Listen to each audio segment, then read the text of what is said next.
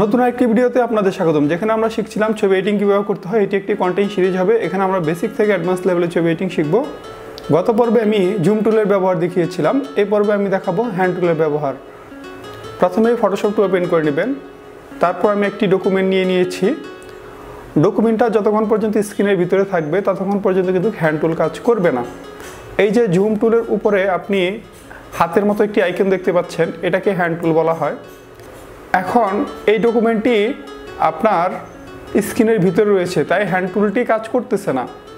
যখন এটা আপনি একটু জুম ইন করে নেবেন তখন কিন্তু হ্যান্ড টুলটি কাজ করবে।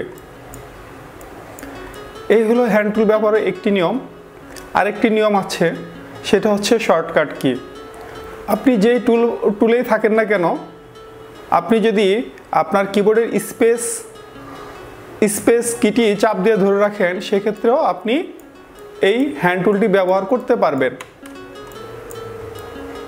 এই ছিল আজকের ভিডিও। আশা করি ভালো লেগেছে। যদি ভালো লেগে থাকে একটি লাইক দিবেন, কমেন্ট করে জানাবেন কেমন লাগলো। আমার চ্যানেল নতুন হলে চাইলে সাবস্ক্রাইব করতে পারেন। ধন্যবাদ সবাইকে। দেখা হবে পরবর্তী পর্বে। সে পর্যন্ত ভালো থাকেন। আল্লাহ হাফেজ।